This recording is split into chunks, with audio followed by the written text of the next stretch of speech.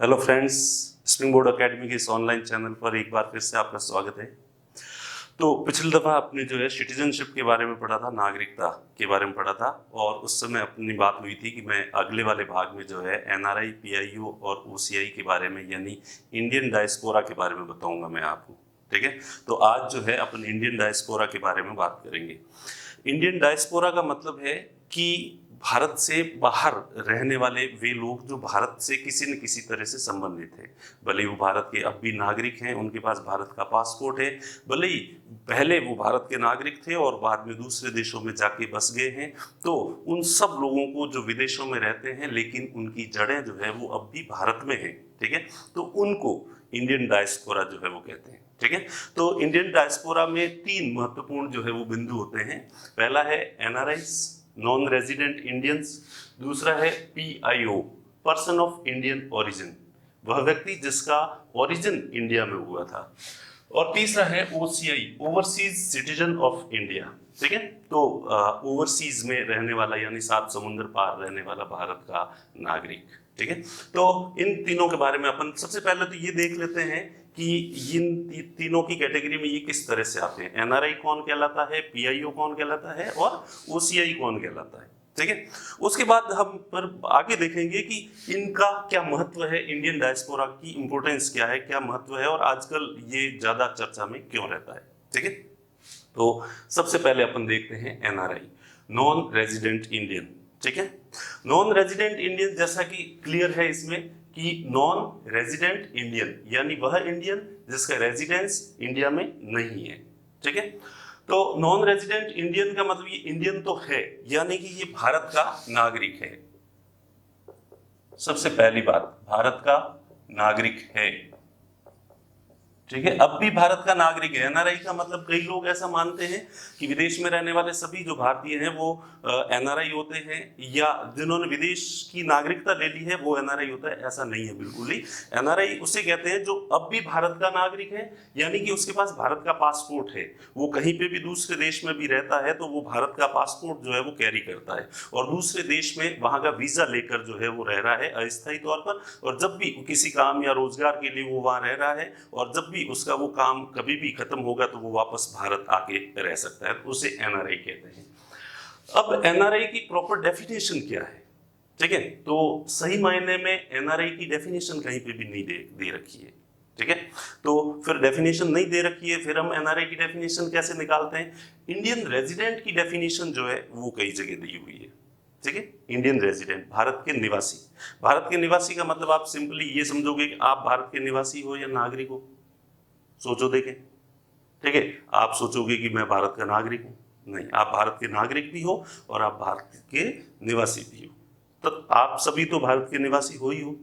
ठीक है, और जो विदेशी नागरिक है जिनके पास विदेश का पासपोर्ट है लेकिन वो भी भारत में रहते हैं, भारत में कोई नौकरी करते हैं, ठीक है, तो वो भारत के नागरिक तो नहीं है क्योंकि अब भी उनके पास विदेश का पासपोर्ट है, लेकिन वो भारत के निवासी हैं।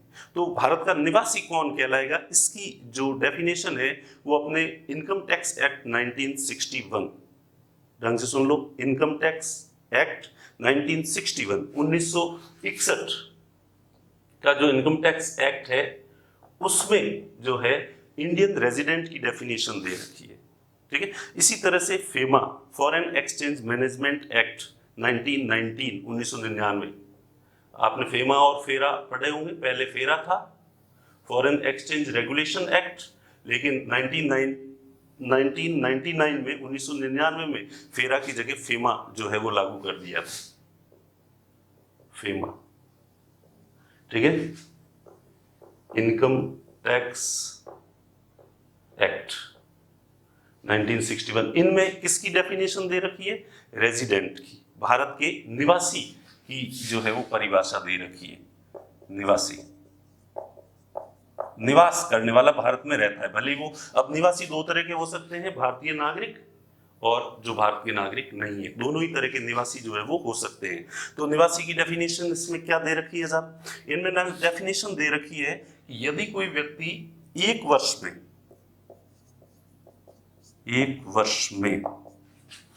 182 दिन या इससे अधिक भारत में रहता है, तो वो भारत का निवासी माना जाएगा। तो हम तो 365 दिन ही भारत में ही रहते हैं, ठीक है, लेकिन अगर कोई विदेशी नागरिक है और वो एक साल में 182 दिन यानी कि 6 महीने से ज्यादा भारत में रह रहा है तो वो भारत का निवासी माना जाएगा इनकम टैक्स एक्ट के अकॉर्डिंग, ठीक है। तो पहली कंडीशन तो ये है। दूसरी कंडीशन है कि कोई व्यक्ति पिछले 4 वर्ष में, पिछले 4 वर्ष में कम से कम 365 दिन, कम से कम है, इससे ज्यादा भी हो सकता है, कम से कम 365 दिन अगर भारत में रहा है,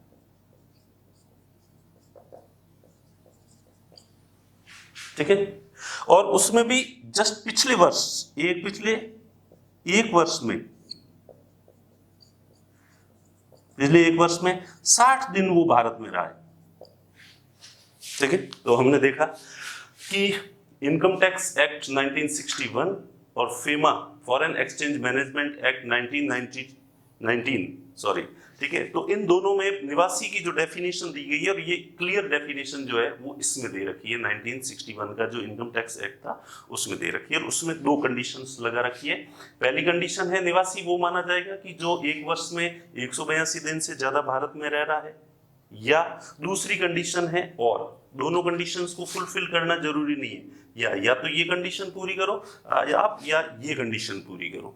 दूसरी जो कंडीशन है इसमें कहा है कि पिछले जो 4 वर्ष का औसत निकालेंगे और 4 वर्ष में आप कितने समय तक जो है वो भारत में रहे हो, तो 4 साल में आप कम से कम 1 साल पूरा 365 दिन आप भारत में रहने चाहिए, लेकिन जो पिछला 1 वर्ष है उसमें तो कम से कम 60 दिन वो भी होने चाहिए। तो इन 365 दिन में से 60 दिन पिछले 1 साल के होने चाहिए। तो ये 2 कंडीशन हैं जो कि निवासी को बताते हैं, ठीक है। लेकिन ये जो सेकंड कंडीशन है, ये कोई व्यक्ति यूं ही भारत से बाहर गया हुआ है, ठीक है, जैसे घूमने के लिए गया था और फिर वो वहीं रह रहा है और उसको वहीं मन लग गया, तो ये उसके लिए लागू हो सकती है। अगर कोई व्यक्ति रोजगार के लिए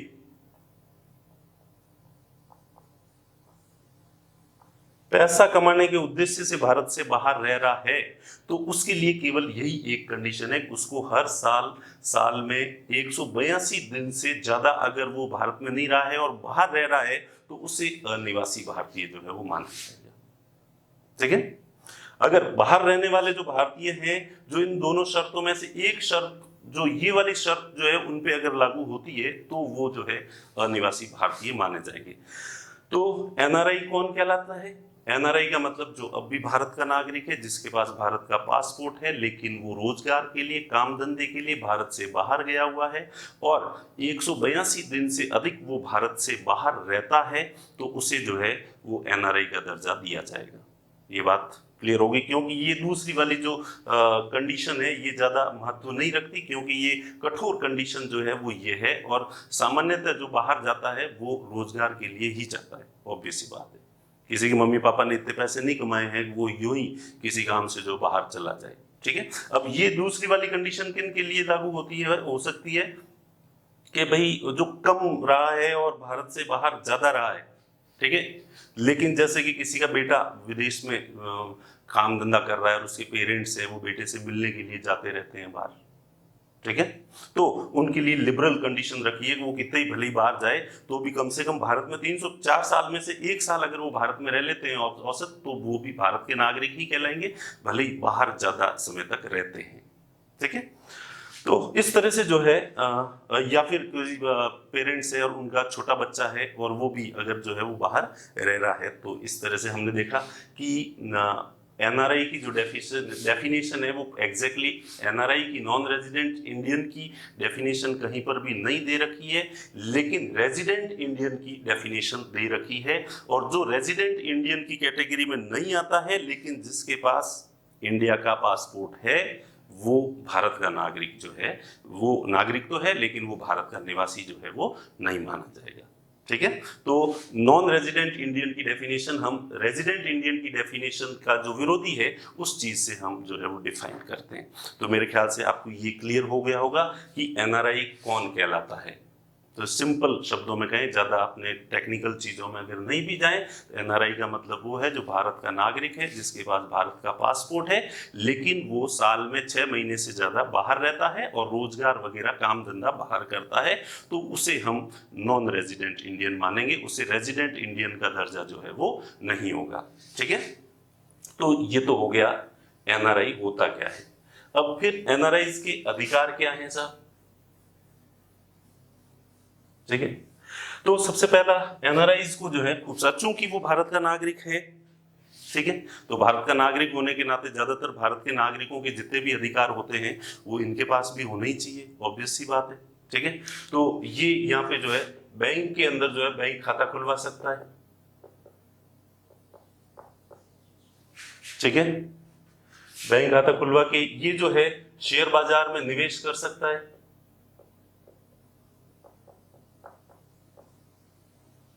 ठीक है, या और भी कहीं डिपॉजिट करवाना है किसी फाइनेंस एजेंसी के अंदर, तो वहां पे रुपए जो है वो डिपॉजिट करवा सकता है। ठीक है, अचल संपत्ति रख सकता है, इमूवेबल प्रॉपर्टी, तो ये सब चीजें जो है उसके पास हो सकती है। वहां यहाँ उसका घर हो सकता है, खेती हो सकती है, सब कुछ ही हो सकता है।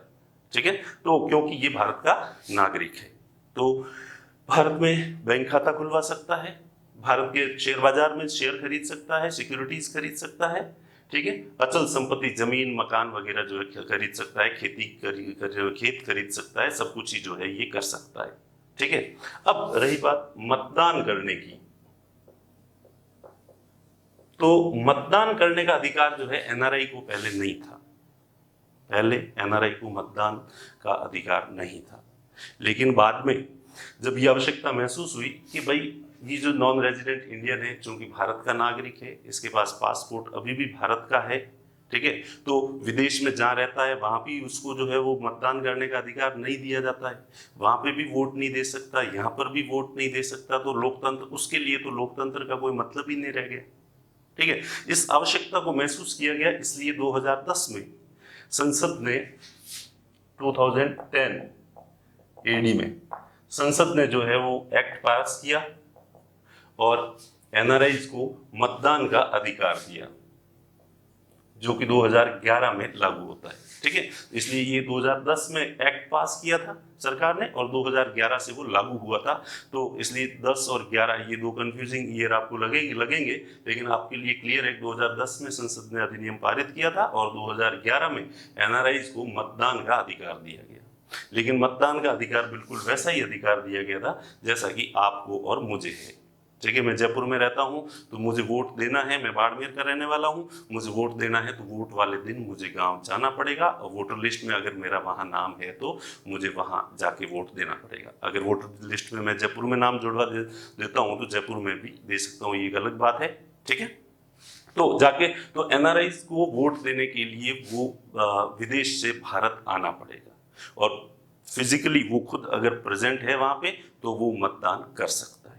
ठीक है, लेकिन इस पे बाद में फिर एक बहस और चर्चा शुरू हुई कि इस तरह से तो बहुत महंगा पड़ता है, यहाँ से भी व्यक्ति जो है एक शहर से दूसरे शहर जाने में सोचता है कितना समय खराब होगा, पैसा खराब होगा, एक वोट इतना महत्वपूर्ण नहीं है, तो एनआरआई तो भला विदेश से आता है, वो एक वोट देने के लिए विदेश जाएगा, उसका कितना जो है वो पैसा खर्च होगा, कितना उसका समय जो है वो खर्च होगा और कितना वो जो वहाँ काम कर रहा है उसमें कितनी बाध्यता आएगी। इसलिए ऐसा एक चला, या तो ई बैलेट पेपर जो है इनके लिए जारी किया जाए। इलेक्शन कमीशन की साइट पे अभी भी आपको मिलेगा कि कोशिश की जा रही है कि ई बैलेट पेपर जो है अवेलेबल करवाया जाए और वो जिस देश में वहाँ पे है वहीं से उनको जो है वो वोट देने का अधिकार दिया जाए। ठीक है, और अभी 2019 की जो लोकसभा के चुनाव थे, इससे जस्ट पहले मोदी सरकार ने जो है इनको प्रॉक्सी वोट का जो है वो अधिकार देने का बिल जो है वो पेश किया था। ठीक है, क्योंकि मोदी को लगता है कि जो एनआरआईज हैं उनमें से ज़्यादातर जो लोग जो है वो मोदी के समर्थक हैं और मोदी जहां भी विदेशों में यात्रा करते हैं मोदी जी, तो वहां पे उनको भारी समर्थन मिलता है एनआरआईज का, तो इसलिए उनको लगा कि ये भी अपना एक वोट बैंक है तो इनको ये अधिकार दिया जाना चाहिए। ठीक है, तो जनवरी 2019 में ये पेश किया था लोकसभा के अंदर। लोकसभा ने बिल पारित भी कर दिया था इनको प्रॉक्सी मत देने का, लेकिन वो राज्यसभा में विचाराधीन था और उसी दौरान लोकसभा भंग हो गई। तो जैसा कि आपको पता है कि लोकसभा यदि भंग हो जाती है तो उस समय संसद में कोई भी बिल चल रहा हो और वो बिल यदि लोकसभा में विचाराधीन हो या लोकसभा उसे पारित कर देती है तो वो बिल जो है लोकसभा के साथ ही डूब जाता है। तो जो बिल लोकसभा के संपर्क में आ जाता है वो बिल लोकसभा के साथ ही डूब जाता है। ठीक है, तो जैसा आपको याद होगा लोकसभा का कहना है कि डूब सनम हम तो डूबेंगे तुम्हें भी ले डूबेंगे। ठीक है, तो जो बिल लोकसभा के संपर्क में आएगा वो डूब जाएगा। तो इसी तरह से इनका ये जो बिल था वो भी डूब गया। तो इसलिए जो है यानी लैप्स हो गया, और लैप्स होने की वजह से अब इनकी वही स्थिति है जो 2010-11 में जितना वोटिंग राइट इनको जो है वो दिया गया था। ठीक है, तो ये एनआरआईज के अधिकार है, इनको ध्यान रखना। आगे हम जब पढ़ेंगे ओसीआई के बारे में तो ओसीआई को क्या अधिकार दिए गए हैं, तो फाइनेंशियल, इकोनॉमिक और एजुकेशनल राइट्स जो है वो एनआरआईज के इक्वल जो है वो दिए गए हैं। उस समय अपन बात करेंगे तब ये फिर जिक्र आएगा। तो आप ये एनआरआईज के अधिकार, तो मेरे ख्याल से एनआरआई क्या होता है, उसके क्या अधिकार होते हैं, ये चीज एकदम आपके लिए क्लियर हो गई होगी, मैं ऐसी उम्मीद करता हूँ।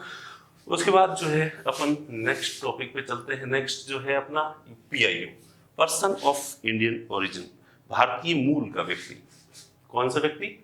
भारतीय मूल का व्यक्ति। ठीक है, पर्सन ऑफ इंडियन ओरिजिन।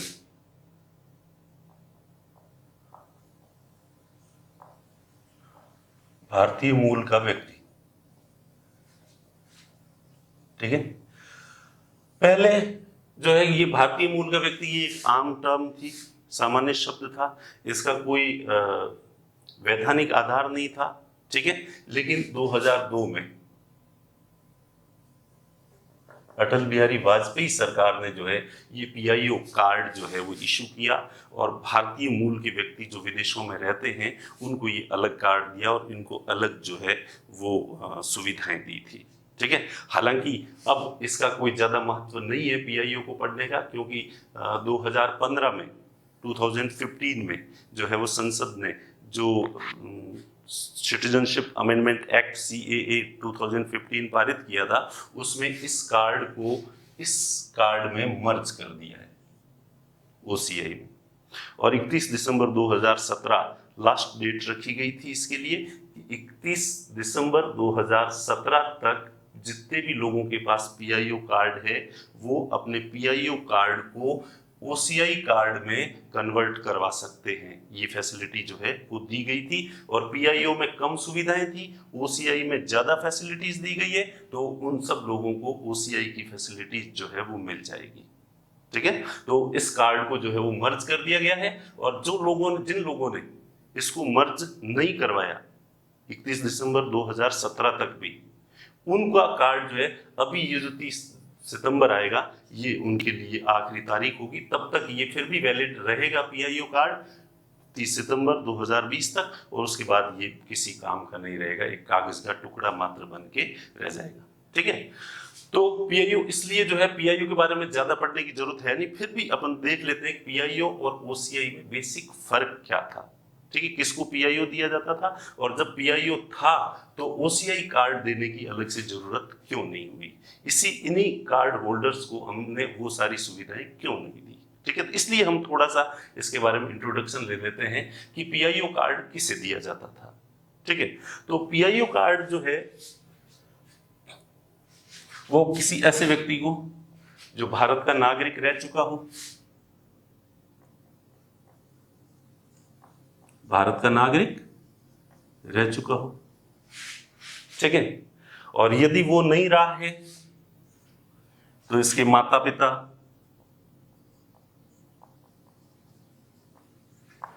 दादा दादी,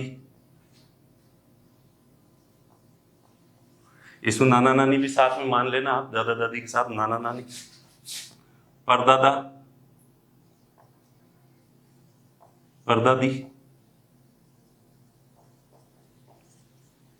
ठीक है, तो कोई व्यक्ति जिसके या तो खुद भारत का नागरिक रह चुका हो या फिर उस व्यक्ति के माता पिता भारत के नागरिक रह चुके हो, माता नागरिक नहीं, इनके लिए दूसरी माता पिता, दादा दादी, नाना नानी, परदादा परदादी, परनाना परनानी, ठीक है, इनमें से कोई भी व्यक्ति भारत सरकार अधिनियम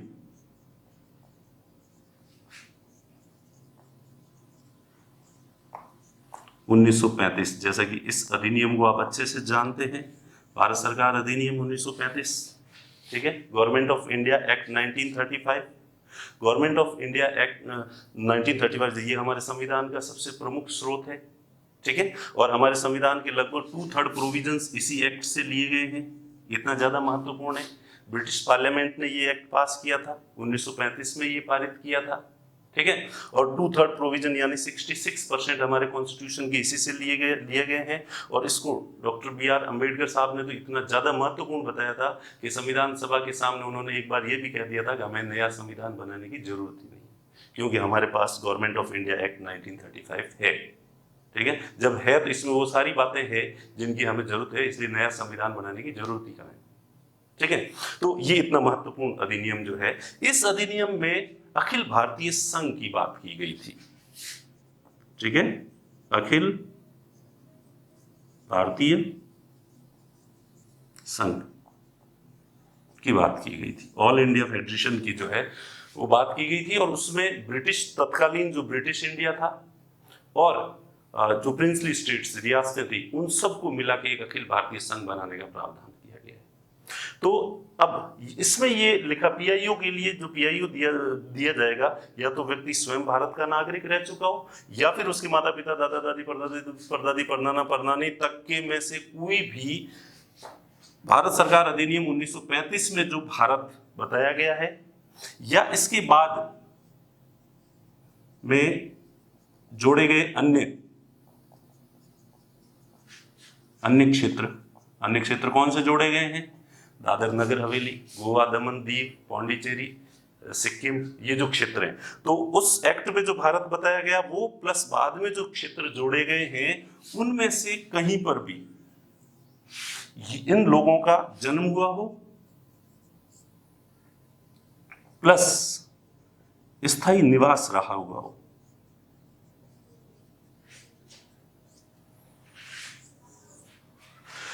कोई व्यक्ति जो भारत का नागरिक रह चुका है, या उसके माता पिता, दादा दादी, परदादा परदादी, परनाना परनानी का जो है वो इस अखिल भारतीय संघ या बाद में जोड़े गए क्षेत्रों में जन्म हुआ हो तथा वहां स्थायी निवास रह चुका हो, तो उनको जो है वो पीआईओ कार्ड जो है वो दिया जा सकता है, ठीक है। तो हर व्यक्ति को अपनी रिश्तेदारी वहां तक निकालनी पड़ेगी, प्रूव करना पड़ेगा कि मेरे परदादा जी जो है वो उस समय गोवा में रहते थे, या मेरे परदादा जी उस समय राजस्थान में रहते थे, तो उस समय के प्रमाण अगर किसी व्यक्ति के पास है तो उसको जो है, तो इसमें क्या होता था कि इसमें जो है पाकिस्तान और बांग्लादेश के जो क्षेत्र है वो भी इसमें इंक्लूड हो जाते हैं पीआईओ में। लेकिन अब इसमें वापस एक कंडीशन दे रखी है, ठीक है, और तीसरा इसमें जो है स्पाउस, यानी कि पति पत्नी। कोई पीआईओ कार्ड होल्डर है और उसका पति या पत्नी है जिसकी 2 साल हो चुके हैं, 2 वर्ष से शादी को 2 वर्ष होने के बाद, 2 वर्ष के बाद भारतीय मूल का कोई व्यक्ति है, विदेश में रह रहा है, विदेशी लड़की से उसने शादी कर ली है और शादी को 2 साल हो चुके हैं, तो उस लड़की को भी भारत ये पीआईओ कार्ड जो है वो मिल जाएगा। या तो खुद रह चुका हो, या उसके दादा दादी, परदादा परदादी में से कोई भी 1935 के भारत में रहने वाला हो, ठीक है, या उसके किसी विदेशी ने ऐसे भारतीय से शादी की हो, ठीक है। तो ये कंडीशंस जो है वो है, और इसके साथ ही जो है ये कंडीशन जोड़ दी गई कि जो इन शर्तों को पूरी करते हैं, इनमें से किसी भी शर्त को पूरी करता है कोई व्यक्ति, लेकिन भारत के जो पड़ोसी 8 देश हैं, कितने देश?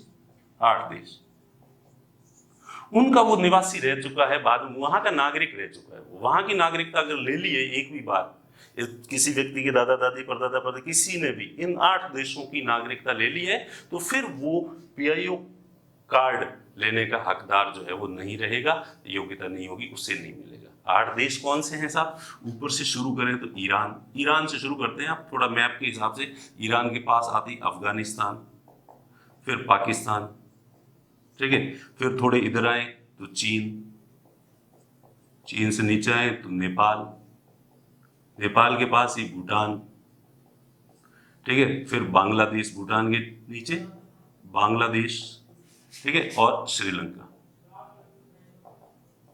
तो ये जो देश हैं, ये 8 देश जो भारत के पड़ोसी देश हैं, इन पड़ोसी देशों में की नागरिकता अगर किसी ने भी इनमें से कभी भी ले ली है कि पिछले 3-4 पीढ़ी में वहां से जाके रह गए हैं, तो फिर वो पीआईओ कार्ड के हकदार जो है वो नहीं होंगे, ठीक है। इसमें ठीक है कि भाई मालदीव इसमें शामिल नहीं था और म्यांमार इसमें शामिल नहीं है, ये ध्यान रखना, उन पे ये अयोग्यता जो है वो लागू नहीं होती, ठीक है।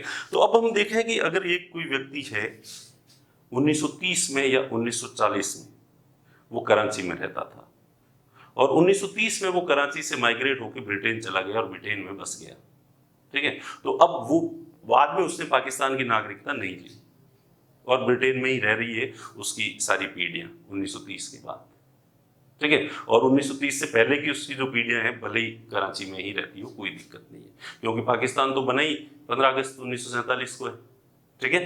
तो इसलिए जो है तो वो पीआईओ का हकदार होगा, भले ढाका का रहने वाला व्यक्ति, लेकिन 15 अगस्त 1947 से पहले अगर वो भारत छोड़ के जा चुका है और बाद में दूसरे देश का नागरिक रहा है तो वो भी पीआईओ कार्ड का हकदार होगा, ठीक है। इसलिए यहाँ पे भारत सरकार अधिनियम 1935 का जो भारत था उसमें आज जो बांग्लादेश और पाकिस्तान है ये हिस्से भी भारत में शामिल थे, ठीक है। तो इसलिए लेकिन बांग्लादेश और पाकिस्तान कब बने? 15 अगस्त 1947, और 15 अगस्त 1947 को अगर वो लोग पाकिस्तान का हिस्सा बन चुके हैं तो फिर वो योग्य नहीं है। तो इस तरह से ये पीआईओ कार्ड जो है वो इनको दिया जाता था, ठीक है।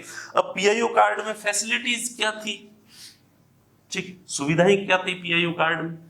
सबसे बड़ी, पीआईओ कार्ड होल्डर को जो है 15 साल का भारत का वीजा मिल जाता था, मल्टी एंट्री मल्टीपर्पज, ठीक है। और 6 महीने तक वो अगर 15 साल का वीजा, इनको 15 साल का वीजा, इनको आजीवन जो है वो लाइफ लॉन्ग वीजा जो है वो मिल जाता है इनको ओसीआई कार्ड होल्डर्स को, ठीक है। जबकि इनको 15 साल का, और ये 6 महीने तक अगर भारत में रहते हैं तो इनको पुलिस वेरिफिकेशन या फॉरेनर्स रजिस्ट्रेशन जो है ऑफिस में जाके रजिस्ट्रेशन करवाने की आवश्यकता नहीं है, लेकिन 6 महीने से ज्यादा यानी 182 दिन से ज्यादा भारत में रुकते हैं तो इनको पंजीकरण करवाना पड़ता था, ठीक है। और एनआरआई के समान ही फाइनेंशियल और इकोनॉमिक अधिकार जो है वो दिए गए थे, लेकिन एग्रीकल्चर और जो है गार्डनिंग, बागवानी, ये इसमें निवेश ये भी नहीं कर सकते थे, ये भी नहीं कर सकते, ये अपन कंडीशंस आगे जो है वो देखेंगे, ठीक है। तो मेरे ख्याल से पीआईओ का कंसेप्ट जो है वो आपका क्लियर हो गया होगा। अब आते हैं ओसीआई।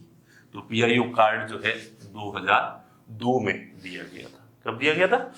2002 में पीआईओ का कार्ड दिया गया था और 2003 में ही प्रवासी भारतीय दिवस मनाने की परंपरा जो है वो शुरू की गई थी, ठीक है। और प्रवासी भारतीय सम्मेलन करने की परंपरा शुरू की गई थी, ठीक है। और लेकिन ऐसा लगा कि इसमें थोड़ा और सुधार किया जाना चाहिए, इन्हें थोड़े और अधिकार दिए जाने चाहिए, लेकिन जो है अधिकार देने से पहले जो ओवरसीज इंडियन सिटीजन, इसमें सिटीजन शब्द का उल्लेख नहीं है, जबकि इसमें जो है ओवरसीज सिटीजन ऑफ इंडिया, ठीक है, सिटीजन ऑफ इंडिया जो है वो कहा गया है। लेकिन यहाँ पे एक कंफ्यूजन क्रिएट ना हो कि यहाँ पे दोहरी नागरिकता है, दोहरी नागरिकता ये नहीं है, ये नागरिकता नहीं है, ये कुछ विशेष फैसिलिटीज है। हालांकि नागरिक शब्द का प्रयोग किया गया है इसमें, लेकिन फिर भी ये दोहरी नागरिकता नहीं है, क्योंकि हमारा संविधान दोहरी नागरिकता की अनुमति बिल्कुल ही नहीं देता।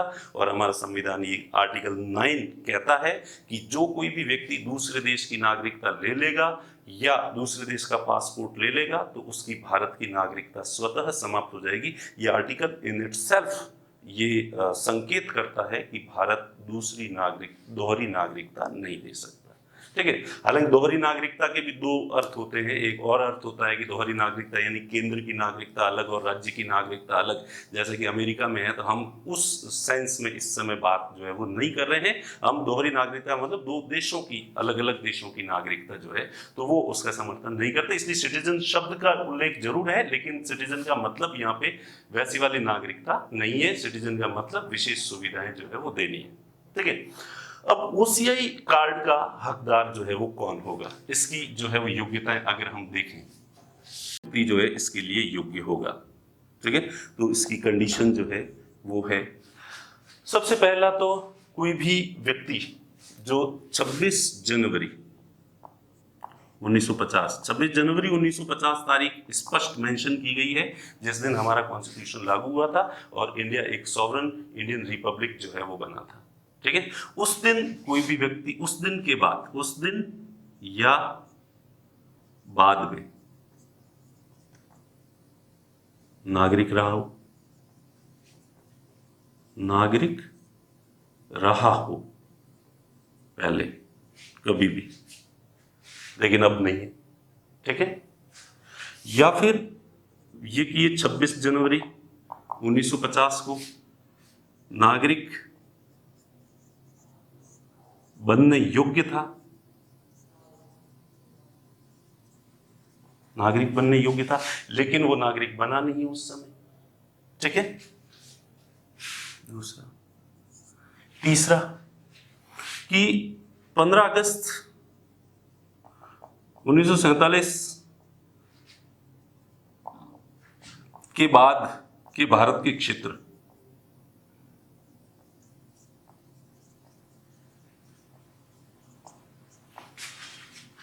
से संबंधित रहा हो। ठीक है, 15 अगस्त 1947। अब क्या है कि 26 जनवरी को तो जो है वो कई क्षेत्र भारत में मिले नहीं थे, तो 15 अगस्त 1947 के बाद में जो क्षेत्र जुड़े हैं, जैसे कि हमारा जो ये वाला ब्रिटिश इंडिया का जो भारत रियासत है, प्लस गोवा, दमन दीव वगैरह, सिक्किम वगैरह, ये जो क्षेत्र है, उनसे उस व्यक्ति का किसी न किसी तरह से संबंध रहा हो। यानी कि अब कराची वाला व्यक्ति जो 1940 में चला गया था वो योग्य नहीं है, क्योंकि कराची अब भारत का हिस्सा, वो इस क्षेत्र की कैटेगरी के तहत जो है वो नहीं आता।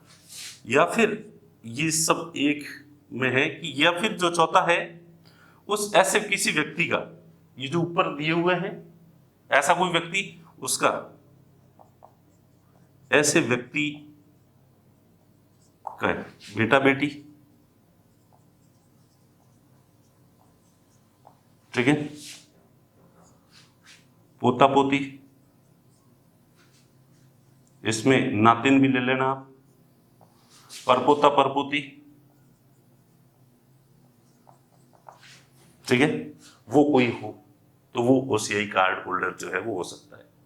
ठीक है, तो ये 4 कैटेगरीज जो है वो दे रखी है कि इनमें से कोई भी व्यक्ति ओसीआई का कार्ड ले सकती है। अब ये पीआईओ नहीं है यहाँ पे, ठीक है, इसलिए पीआईओ को मैं हटा देता हूँ, हम ओसीआई की बात कर रहे हैं। तो कोई व्यक्ति जो 26 जनवरी को या उसके बाद भारत का नागरिक रहा हो, 26 जनवरी को भारत का नागरिक बनने के योग्य था, लेकिन वो विदेश में रह रहा था और उसने वहीं की नागरिकता ले ली। ठीक है, दूसरा, 15 अगस्त 1947 के बाद का जो भारत है, उसके किसी भी भाग से वो व्यक्ति संबंधित रहा हो, या इस तरह के व्यक्ति का बेटा बेटी, पोता पोती, परपोता परपोती तक जो है, उसकी भी 3-4 जो ये 4 पीढ़ियां आ गई है, 4 पीढ़ियों तक के कोई भी व्यक्ति हो तो वो आज भी OCI, overseas citizen of India. तो कुल मिला के जो है वर्तमान में पाकिस्तान और बांग्लादेश के जो क्षेत्र हैं, इन क्षेत्रों में भले ही आज़ादी के बाद या भले ही आज़ादी के पहले भी कोई व्यक्ति इन क्षेत्रों से संबंधित था तो वो ओसीआई का कार्ड जो है वो नहीं ले सकता था, ले सकता है। ठीक है, तो अब इनमें से ऐसे किसी व्यक्ति को फिर जो बी है, इन 4 कैटेगरी में कोई भी व्यक्ति जो आता है उसका माइनर चाइल्ड, यानी कि ये 5वीं पीढ़ी को भी मिल सकता है, उनका जो छोटा बच्चा है उसको भी जो है वो कार्ड मिल सकता है इन कैटेगरीज में। यानी कि कोई व्यक्ति 26 जनवरी को भारत का नागरिक था लेकिन वो ब्रिटेन चला गया, उसका परपोता है, ठीक है, वो ब्रिटेन में रह रहा है, उस परपोते का वापस छोटा बच्चा है, तो उसको भी जो है ओसीआई कार्ड जो है वो मिल सकता है। ये जो 4 कैटेगरी में जो पर्सन बताए गए हैं, इन पर्सन के छोटे जो बच्चे हैं उनको भी मिल सकता है। और सी में वापस देखेंगे हम कि फिर से वही माइनर चाइल्ड, जिसके माता पिता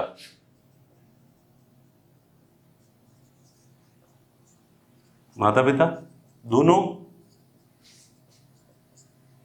या कोई भी एक वर्तमान में भारत का नागरिक है। ठीक है, तो पहले वाले ये पुराने जो पहले भारत के नागरिक हो चुके हैं उनकी बात कर रहा है, और ये प्रोविजन कर रहा है कि वर्तमान में अगर कोई भी भारत का नागरिक है तो उसकी नागरिकता की बात जो है उसको ओसीआई कार्ड मिल सकता है। ठीक है, जैसे आलिया भट्ट को जो है इसी के तहत जो है मिला था ये कार्ड कि उसके जो मम्मी है वो तो ब्रिटेन की रहने वाली है, ठीक है, लेकिन उसके जो पिताजी है वो भारत के नागरिक है, महेश भट्ट। ठीक है, तो ठीक है, तो इस तरह से जो है ये भारत की नागरिकता जो है मिल जाती है माइनर चाइल्ड को और इनको। ठीक है, और उसके बाद जो है दी स्पाउस,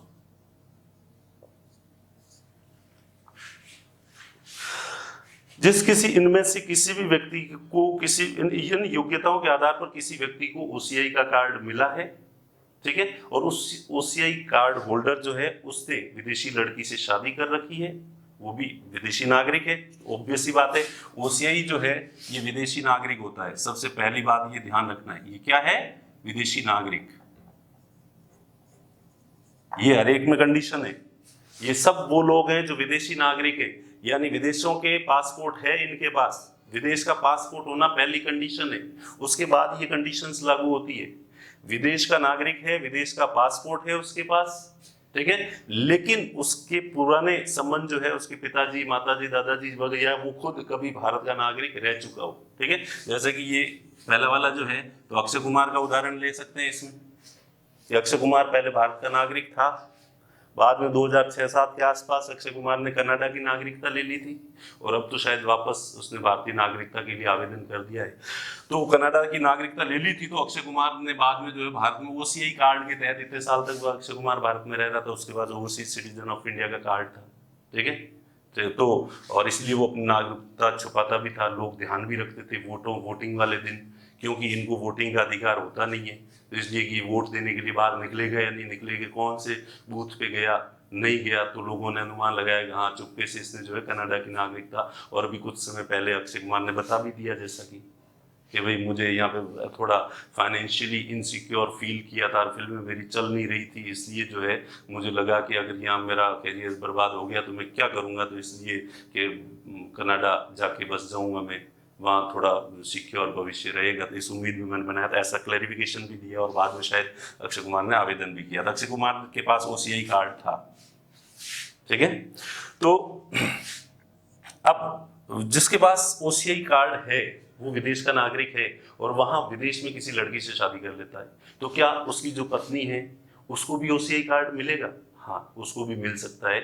उसका हस्बैंड या उसकी विदेशी कोई भी लड़का या लड़की जिसके हस्बैंड या वाइफ कोई किसी के पास ओसीआई कार्ड है, तो उसके पार्टनर को, ओसीआई कार्ड होल्डर के लाइफ पार्टनर को भी ओसीआई कार्ड मिल सकता है। लेकिन वही कंडीशन है जो अपने पीआईओ में देखी थी, शादी करते ही नहीं मिलेगा, कम से कम आपकी शादी का रजिस्ट्रेशन होने के बाद लगातार 2 साल तक आपकी शादी चली हो, तो बीच में तलाक हो गई थी, बाद में वापस राजीनामा हो गया, तो फिर और दिक्कत जो है वो आ जाएगी। ठीक है, तो ऐसी स्थिति में जो है वो मिल सकता है। ठीक है, तो ये कंडीशंस है जिसके आधार पर जो है वो ओसीआई कार्ड जो है वो दिया जाता है।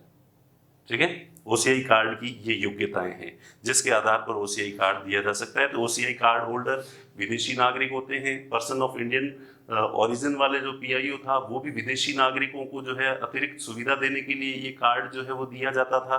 ठीक है, और एनआरआई जो है ये भारत के नागरिक होते हैं, इनके पास भारत का पासपोर्ट होता है, तो इनमें बेसिक फर्क जो है वो ये है। ठीक है, अब हम ये देखें कि ये तो हमने देखा कि इनकी योग्यताएं किस किस को मिल सकता है ओसीआई कार्ड। अब कुछ लोग ऐसे होते हैं जो इन योग्यताओं को पूरा करते हैं, इनमें से किसी एक योग्यता को पूरा करते हैं, लेकिन जो है फिर भी ऐसी कुछ कैटेगरीज हैं जिसमें कि ये ओसीआई कार्ड कुछ लोगों को नहीं भी दिया जा सकता इन योग्यताओं के बावजूद। तो वो कौन सी है अयोग्यताएं? ठीक है, तो हम यदि यहाँ पे अयोग्यताएं देखें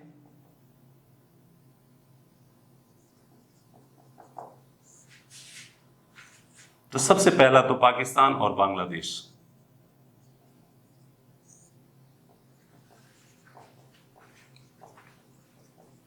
आपकी 7 पीढ़ी में भी कभी किसी ने पाकिस्तान या बांग्लादेश की नागरिकता ले रखी है तो आपको ओसीआई कार्ड नहीं मिलेगा।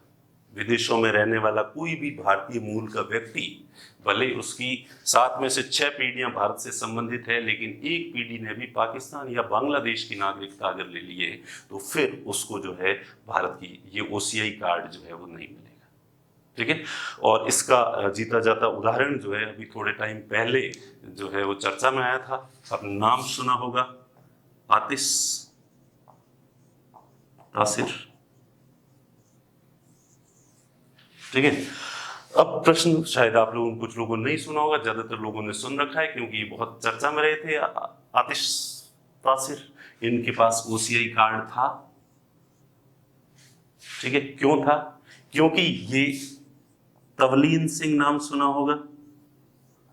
तवलीन सिंह एक पत्रकार है, कॉलम राइटर है, स्तंभ लिखती हैं न्यूज़पेपर्स के अंदर, टीवी डिबेट्स में भी आप तवलीन सिंह को देखोगे। ठीक है। तो ये आतिश तासिर जो है उनके पुत्र हैं। ठीक है। और ये खुद भी अपने आप को पत्रकार ही कहते हैं। क्या है? पत्रकार है, लेखक है, जो मानते हैं मैं राइटर हूं और मैं जर्नलिस्ट हूं, और टाइम मैगजीन के लिए लिखते हैं। ये मोदी के बहुत बड़े विरोधी हैं।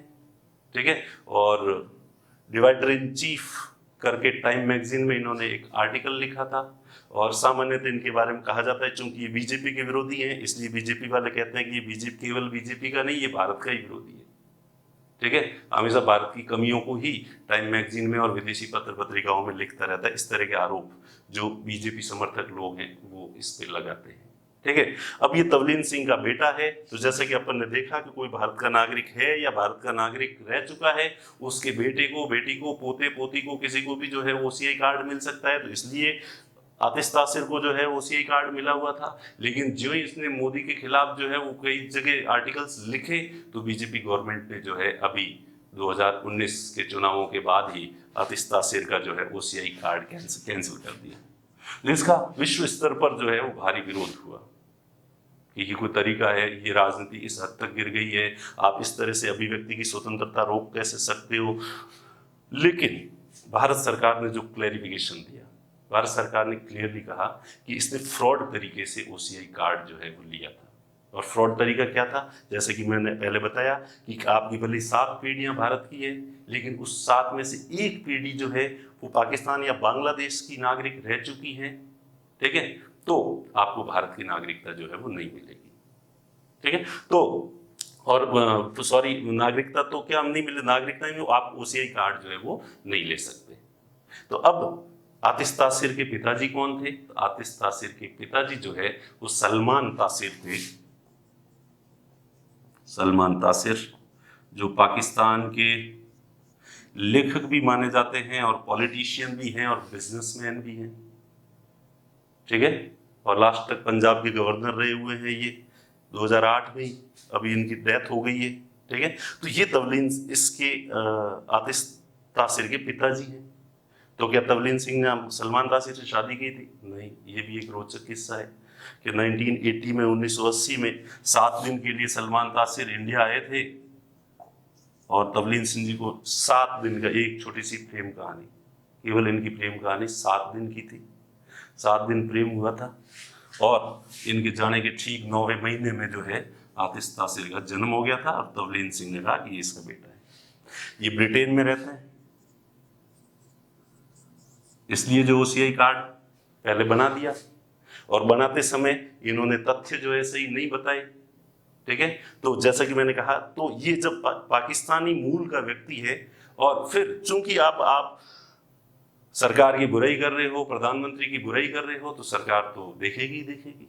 और वैसे किस फिल्म में एक डायलॉग भी था कि जिनके घर शीशे के होते हैं वो स्विच ऑफ करके कपड़े बदलते हैं। ठीक है।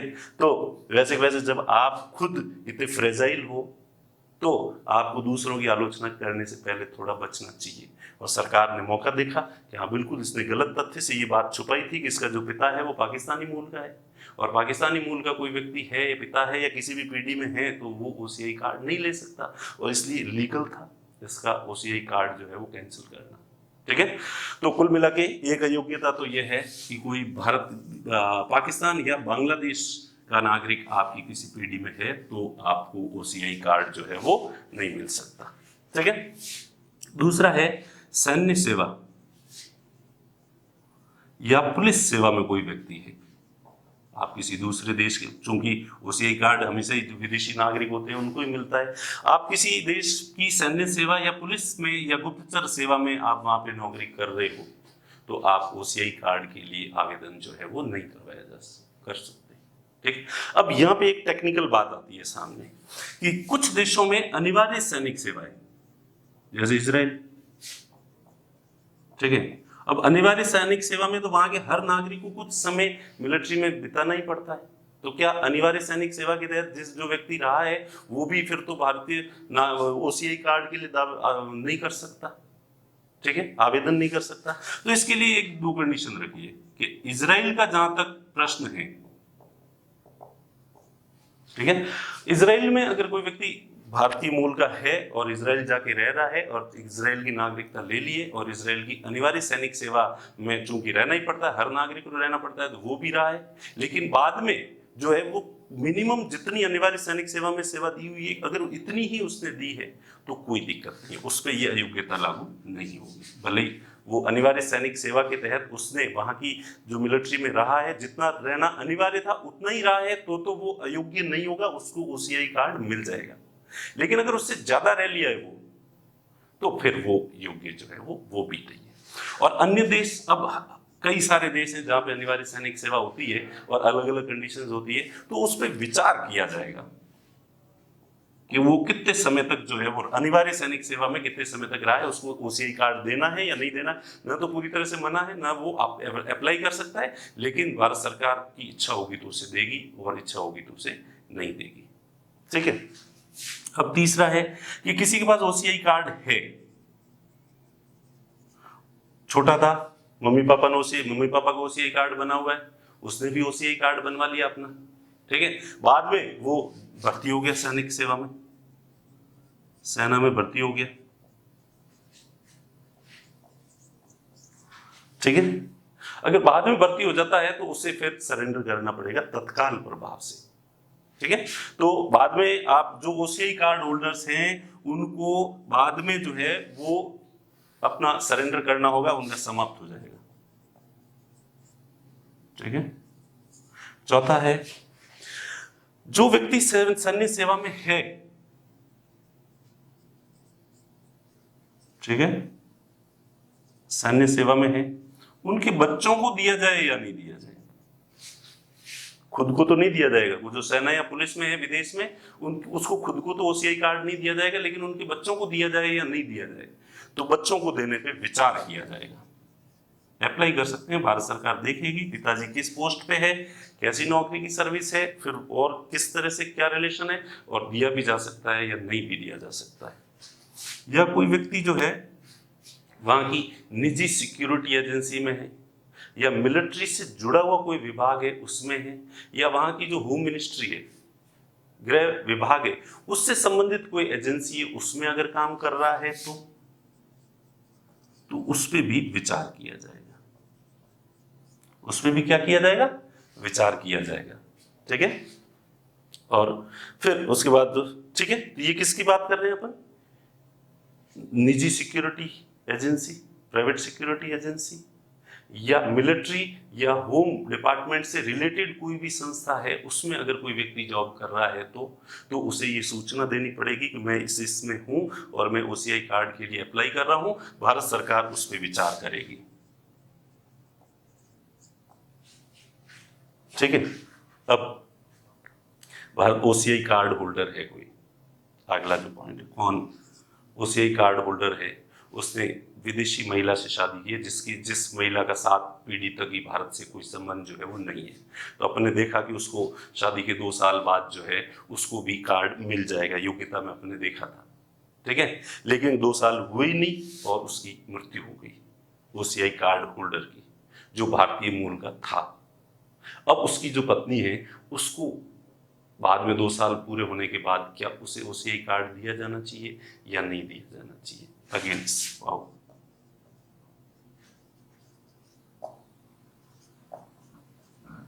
ठीक है, दिया जाना चाहिए, तो इस पे भी विचार किया जाएगा।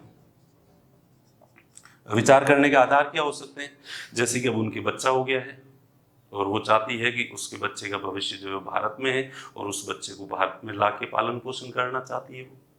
तो सरकार को लगेगा कि ठीक है भाई, भारतीय मूल का व्यक्ति है, बच्चा है छोटा, उसकी देख रेख करनी है, भारत में अच्छे से हो सकती है, तो ये हो सकता है कि तो इसलिए उसको दिया जा सकता है। या उसके हस्बैंड ने भारत में प्रॉपर्टी खरीद रखी है और उसकी वारिस वो है अब, तो वारिस अब प्रॉपर्टी जो है वो अभी अपन देखेंगे कि इनको लाभ क्या होते हैं। ओसीआई कार्ड होल्डर विदेशी नागरिक भारत में प्रॉपर्टी नहीं खरीद सकता, और इसलिए चूंकि वो विदेशी नागरिक है तो उसे उसके हस्बैंड का जो प्रॉपर्टी है वो नहीं मिल सकती। तो ऐसी स्थिति में उसको ओसीआई कार्ड जो है वो दिया जा सकता है। तो उस पर विचार किया जाएगा, ये विचार करके दिए जाने वाले कार्ड है। ठीक है, भारत और पाकिस्तान में जिनका आधार रहा है उनको तो बिल्कुल ही नहीं मिलेगा। पुलिस सेवा, सैन्य सेवा में अगर रहे हुए है कोई व्यक्ति, उसको बिल्कुल नहीं मिलेगा। या ओसीआई कार्ड होल्डर बाद में सेना ज्वाइन कर लेता है, पुलिस ज्वाइन कर लेता है, तो उसी समय उसका कार्ड जो है समाप्त हो जाएगा, उसे सरेंडर करना पड़ेगा। या उनके बेटे अगर जो सेना में है, भारतीय मूल के व्यक्ति, बेटों के लिए ओसीआई कार्ड बनाना है, सरकार इस पर विचार करेगी। ठीक है, भारतीय व्यक्ति है और उसकी पति या पत्नी विदेशी है, ठीक है, पति या व्यक्ति जो है वो ओसीआई कार्ड होल्डर है, उसकी पत्नी या पति को देना है, तो उस पर भी विचार जो है वो किया जाएगा। इन मामलों में विचार करके जो है वो दिया जाएगा। ठीक है, तो इस तरह से ये है अयोग्यताएं। अगर आपको ऐसा लगे कि मैं तेज चल रहा हूं तो अगेन आपके पास ऑप्शन है। ठीक है, हमारा रिमोट आपके हाथ में है, आप हमें वापस रिवर्स कर सकते हैं, एक ही बात को 100 बार बुलवा सकते हैं, ये फायदा है आपको। इसलिए कोई भी बात जो है वापस समझनी हो तो आप थोड़ा सा रिवर्स करके और उसको जो है वो वापस, मैं 4 बार बोलूंगा इससे अच्छा है। वैसे भी मैं हर बात को कई बार रिवाइज कर रहा हूं, लेकिन आपको लगे कि और रिवीजन की जरूरत है तो आप इस वीडियो को 2-3 बार भी देख सकते हैं। ठीक है, अब हम देखेंगे कि चलो ये तो हुआ ओसीआई कार्ड किसे मिलेगा और किसे नहीं मिलेगा, या किसको विचार किए जाने के बाद दिया जाएगा। योग्यताएं अयोग्यताएं देखिए। अब अगर ओसीआई कार्ड मिल जाएगा तो ऐसा क्या मिल जाएगा उनको, ऐसा क्या फायदा हो जाएगा, क्यों भला कोई व्यक्ति ओसीआई कार्ड जो है वो बनवाएगा। ठीक है, ओसीआई कार्ड बनवाने से उसको कौन से अतिरिक्त अधिकार मिल जाएंगे जो बाकी विदेशी नागरिकों को नहीं होते हैं। क्योंकि चूंकि ओसीआई कार्ड होल्डर खुद अभी भी विदेशी नागरिक है, उसके पास विदेश का पासपोर्ट है। ठीक है, तो इसको ऐसे कौन से जो है वो फायदे हो सकते हैं, तो लाभ क्या है, इसके बेनिफिट्स क्या है। ठीक है, सबसे पहला तो वीजा, जीवन भर के लिए, वो जीवन में एक बार वीजा लेना पड़ेगा। ठीक है, जीवन भर के लिए उसको वीजा मिल जाएगा। हालांकि जैसे कि हमारा जो नॉर्मल पासपोर्ट होता है इसको भी हमें चेंज करवाना पड़ता है 19 साल की उम्र में और 50 साल की उम्र में, क्योंकि शक्ल थोड़ी चेंज हो जाती है, बचपन से जवानी आ जाती है और जवानी से बुढ़ापा आ जाता है। तो इस एज में पासपोर्ट चेंज करवाना पड़ता है। पासपोर्ट चेंज करवाने के नॉर्म्स हैं। इसी तरह से जो है ओसीआई कार्ड होल्डर को भी रिन्यू करवाना पड़ेगा 2 बार, जब आप 19 साल की उम्र पूरी करते हो और जब आप 50 साल की उम्र पूरी करते हो। 19 साल और 50 साल, 19-20 साल से लेके 49 ईयर 50 साल की आयु तक जो है वो आपको उसमें कोई रिन्यू कराने की जरूरत नहीं है और रिन्यू आपका आसानी से हो जाएगा। ठीक है, तो जीवन भर का वीजा मिल जाता है भारत का। वीजा का मतलब होता है कि भारत में आप आ जा सकते हो। बहुप्रवेश, मल्टी एंट्री, बहुउद्देश्य, मल्टीपर्पज। ठीक है, सामान्यतः जो यूरोप की कंट्रीज, आप पहली बार यूरोप जाओगे तो सिंगल एंट्री वीजा देंगे, एक उस वीजा से एक ही बार जाके आ सकते हो, दोबारा नहीं जा सकते। ठीक है, तो मल्टी एंट्री का मतलब है कि आप 100 बार जाओ 100 बार आओ, कोई दिक्कत नहीं है। जब इच्छा हुई थैला उठाया और रवाना हो गए, वापस आ गए, फिर थैला उठाया और फिर वापस चले गए। बहुउद्देश्य वीजा बहुत सारे उद्देश्यों के लिए जो है दिया जाता है। एजुकेशन के लिए दिया जाता है, एम्प्लॉयमेंट के लिए दिया जाता है, बिजनेस के लिए दिया जाता है, टूरिज्म पर्पज से दिया जाता है, एजुकेशन के लिए दिया जाता है। तो वीजा के कई उद्देश्य होते हैं। तो ये जो आपका वीजा होगा तो ये बहुउद्देश्य वीजा जो है वो होगा। एक वीजा की एक्स्ट्रा जो है वो कैटेगरी है माउंटेनरिंग, पर्वतारोहण, उसके लिए अलग तरह का वीजा है, वो बहु उद्देश्य वीजा में वो शामिल नहीं है, ये ध्यान रखना। ठीक है, तो इस तरह से जो है बहु उद्देश्य वाला, बाकी वाले सारे जो उद्देश्य है, एजुकेशन हो गया, एम्प्लॉयमेंट हो गया, बिजनेस हो गया, टूरिज्म हो गया, ये सारे के सारे उद्देश्य उस वीजा से जो है वो पूरे हो जाएंगे। पंजीकरण, फॉरेनर्स रजिस्ट्रेशन, विदेशी आते हैं और वो लंबे समय तक भारत में रहते हैं तो यहाँ उनको रजिस्ट्रेशन करवाना पड़ता है पुलिस अथॉरिटी के पास। तो आपको पुलिस वेरिफिकेशन की आवश्यकता नहीं रहेगी। आप आओ, जीवन भर का वीजा है, कभी भी आओ कभी भी जाओ, और आपको जो है वेरिफिकेशन करवाने की भी आवश्यकता नहीं है। ये दूसरा फायदा है। तीसरा फायदा है आपको एनआरआईज के समान वित्तीय अधिकार, एनआरआईज के समान आपको वित्तीय अधिकार दिए जाएंगे, ठीक है। इनके समान ही आर्थिक और इनके समान ही शैक्षणिक, financial, economic and educational rights जो है वो एनआरआईज के अपन ने पढ़ लिए थे, ठीक है। तो यानी कि आप भारत के अंदर जो है बैंक अकाउंट खुलवा सकते हो, आप भारत के शेयर बाजार में इन्वेस्ट कर सकते हो, भारत की में यहाँ पे अचल संपत्ति, इमूवेबल प्रॉपर्टी, जमीन मकान वगैरह खरीद सकते हो, और यहाँ पे जो है आप एजुकेशन, आपके बच्चे जो है यहाँ के स्कूल कॉलेज आईआईएम में जो है वो पढ़ सकते हैं, आईआईटीज में, ठीक है। लेकिन इसके दो एक्सेप्शन हैं। कितने एक्सेप्शन है? दो, जो एनआरआईज को तो है लेकिन इनको नहीं होंगे। कौन से हैं? कृषि, आप यहाँ पे कृषि भूमि नहीं खरीद सकते, और बागवानी। ये दो चीजें जो है, क्योंकि ये किसानों के हितों की रक्षा के लिए कि कल को जो है विदेशी आए खूब सारे, उनके पास पैसे तो खूब है, यहाँ आके एग्रीकल्चर लैंड इतनी खरीद ले जो किसान है, और किसान लालच में आ भी जाए और अच्छे पैसे देख के और अपनी भूमि बेच भी दे। तो इसलिए किसानों की बहुत देखते देखते पता चला कि भारत के अंदर जितने भी विदेशी नागरिक, चूंकि अंततः है तो ये विदेशी नागरिक, भारत के नागरिक तो नहीं है, ठीक है। हम सुविधा जरूर दे रहे हैं क्योंकि ये भारतीय मूल के हैं, और पता चला कि भारत की खूब सारी जमीन जो है वो विदेशियों ने खरीद ली है, एग्रीकल्चर जमीन, और वो किसान जो जमीन के मालिक थे वो उस जमीन पे मजदूर बन के रह जाएंगे। तो उनके हितों की जो रक्षा करने के लिए, प्रोटेक्ट करने के लिए जो है उनको ये अधिकार जो है नहीं दिया गया। इसके अलावा जो हमने एनआरआईज में पढ़े थे वो सारे के सारे अधिकार इनके पास जो है यहाँ पे दिए गए हैं। चौथा है गोद लेने का अधिकार, इंटर कंट्री एडॉप्शन। ये जो है भारतीय बच्चों, विदेशी नागरिक जो है भारतीय बच्चों को गोद नहीं ले सकते, लेकिन जो है एनआरआई ले सकते हैं। एनआरआई तो चूंकि भारत के नागरिक ही हैं और भारतीय नागरिक ले ही सकते हैं। हालांकि गोद लेने की एक प्रक्रिया है, उसमें उसके अपने नियम कायदे कानून है, उनका तो पालन करना ही पड़ेगा। तो विदेश में रहने वाले ये जो लोग हैं ये भी गोद ले लेते हैं, और इसमें भी एक थोड़ा डिस्प्यूट जो है वो चर्चा में रहा था कि एक बच्ची को गोद ले लिया था, थे ये ओसीआई कार्ड होल्डर्स, और उन्होंने फिर उस बच्ची के साथ बहुत अत्याचार किए, और अत्याचार करने के बाद उसका मर्डर भी कर दिया, और इसलिए उनके ओसीआई कार्ड जो है वो कैंसिल भी कर दिया गया था, ठीक है। तो इसलिए ये कई बार चर्चा में आता है कि क्या ये अधिकार भी इनको दिया जाना चाहिए या नहीं दिया जाना चाहिए। इस पर थोड़ा डिस्प्यूट जो है वो बना रहता है, ठीक है।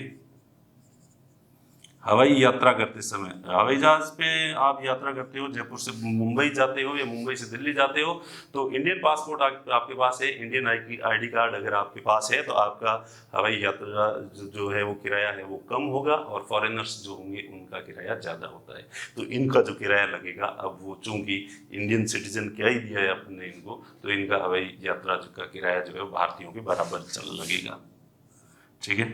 उसके बाद में है राष्ट्रीय उद्यान,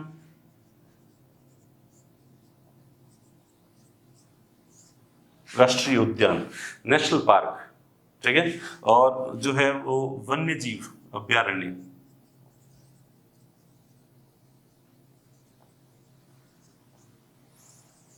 वाइल्ड लाइफ सेंचुरी जो है वहां पे ये प्रवेश कर सकते हैं, और वहां प्रवेश करने की उनको अलग से अनुमति लेने की जरूरत नहीं है, और इनसे किराया इतना ही लगेगा जितना कि आम भारतीयों से वहां की एंट्री फीस जो है, सॉरी, इतनी लगेगी जितनी कि भारतीयों से जो है वो ली जाती है, ठीक है। और इसके बाद जो है राष्ट्रीय स्मारक हो गए, ठीक है, ऐतिहासिक स्थल हो गए, जलियांवाला बाग जैसे, ठीक है, या संग्रहालय म्यूजियम हो गए, नेशनल म्यूजियम हो गए, ठीक है। तो वहां पे ये जब एंट्री फीस है वो भी इनकी एंट्री फीस इतनी लगेगी जितनी की भारतीयों की जो है वो लगती है। इसके बाद जो है तो ये फायदे जो है वो इनको होंगे, और इसके बाद जो है आठवां जो हिस्सा फायदा है इनका, अगर ये आईडी कार्ड के, इनका जो ओसीआई कार्ड है, ये सभी स्टेट गवर्नमेंट्स को जो है आदेश दिया है केंद्र सरकार ने कि ओसीआई कार्ड जो है उसको ये कहीं पे भी कोई भी चीज खरीदते हैं या इनसे आईडी प्रूफ अगर कहीं पे भी मांगा जाता है तो ओसीआई कार्ड को आईडी प्रूफ के रूप में जो है वो स्वीकार किया जाए। ठीक है, तो कहीं पे भी ये कमरा मकान किराए पर भी लेते हैं, मकान मालिक कहता है कि आईडी प्रूफ लाओ, तो ये ओसीआई कार्ड देंगे तो कि भाई ये उनका जो रेजिडेंस प्रूफ जो है उस रूप में इसको मान्यता जो है वो दी गई है।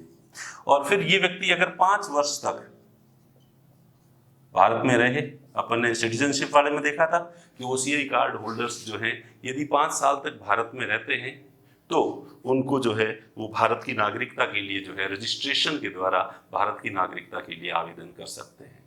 ठीक है, तो ये एक्स्ट्रा बेनिफिट्स जो है वो दिए गए हैं इनको। कौन कौन से बेनिफिट्स हैं साहब? एक जीवन भर का बीमा मिल जाएगा, बहुप्रवेश और बहुउद्देश्य मल्टी एंट्री मल्टीपर्पज। ठीक है, दूसरा इनको पुलिस वेरिफिकेशन की आवश्यकता नहीं रहेगी। तीसरा एनआरआईज के समान ही फाइनेंशियल, इकोनॉमिक और एजुकेशनल राइट्स मिल जाएंगे। एग्रीकल्चर और गार्डनिंग जो है ये एक्सेप्शन है, वो नहीं खरीद सकते। इसके अलावा बाकी ये कुछ भी खरीद सकते हैं, भारत में कहीं पर भी इन्वेस्ट कर सकते हैं, ये भारतीय बच्चों को गोद ले सकते हैं। और उसके बाद हवाई जहाज की यात्रा, राष्ट्रीय उद्यान, राष्ट्रीय स्मारक वगैरह में इनकी एंट्री जो है वो भारतीयों के समान ही होगी और इनसे चार्जेस जो है वो भारतीयों के समान लिए जाएंगे, विदेशियों के समान इनसे चार्जेस जो है वो नहीं लिया जाएगा। और इनका ओसीआई कार्ड है वो आईडी प्रूफ के रूप में या रेजिडेंस प्रूफ के रूप में सभी राज्यों में एक्सेप्ट जो है वो किया जाएगा। और उसके बाद 5 साल तक अगर ये भारत में रहते हैं तो ये भारत की नागरिकता के लिए आवेदन कर सकते हैं रजिस्ट्रेशन के आधार पर जो है वो, और इनको भारत की नागरिकता जो है वो मिल जाएगी। ठीक है, तो ये इनके फायदे हैं। अब इन पे कुछ पाबंदियां भी है या कुछ मामलों में इनको परमिशन भी लेनी पड़ती है।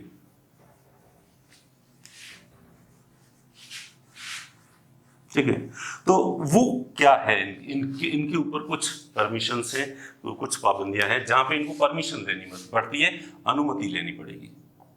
अनुमति के बाद ही ये जो है वो काम कर सकते हैं, इनको स्वतः वैसे नहीं मिलेगा। पहला है इनर लाइन परमिट,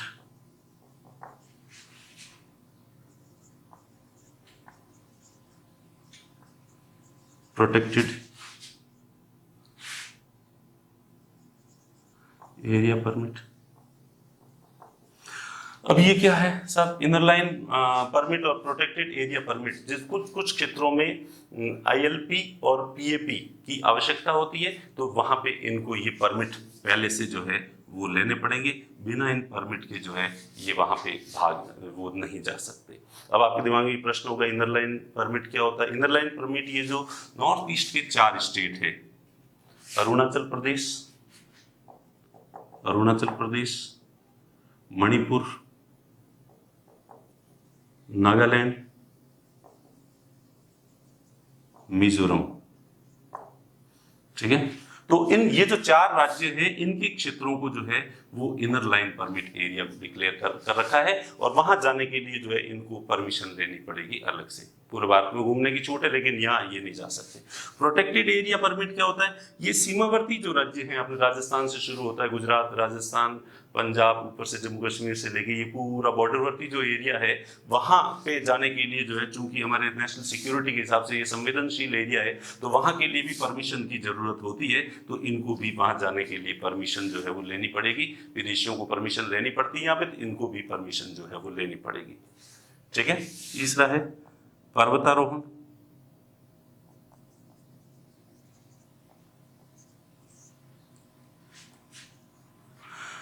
माउंटेनरिंग। तो चूंकि ये भी नेशनल सिक्योरिटी के हिसाब से जो है बहुत संवेदनशील क्षेत्र है, क्योंकि हमारे जो पर्वतीय क्षेत्र है वो वहां पे है और इस वजह से यहाँ पे परमिशन जो है वो लेके ही ये जो है वो वहां जा सकते हैं। इसके लिए अलग से वीजा की जरूरत होती है विदेशियों के लिए, तो वहां पे इनको जो है स्पेशल परमिशन लेके ही जाना पड़ेगा। रिसर्च,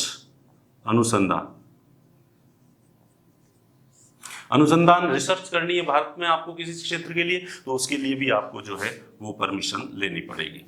ठीक है, और इसके बाद जो पत्रकारिता, मिशनरीज,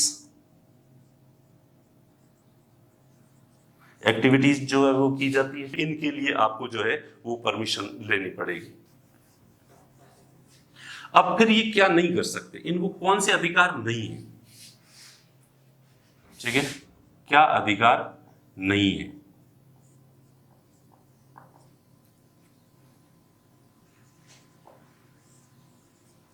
ठीक है, तो इनको जो अधिकार नहीं है, मतदान का अधिकार नहीं है, ये वोटिंग नहीं कर सकते। ठीक है, पहली चीज। दूसरी चीज जो है, ये खड़े नहीं हो सकते। संवैधानिक जो पद है, क्योंकि वोट नहीं दे सकते तो ऑब्वियस ही बात है, संवैधानिक पद राष्ट्रपति, उपराष्ट्रपति, प्रधानमंत्री, लोकसभा सदस्य, राज्यसभा सदस्य, विधानसभा सदस्य, मुख्यमंत्री वगैरह, राज्यपाल, कोई भी ये नहीं बन सकते। ठीक है, सरकारी नौकरी के लिए आवेदन नहीं कर सकते।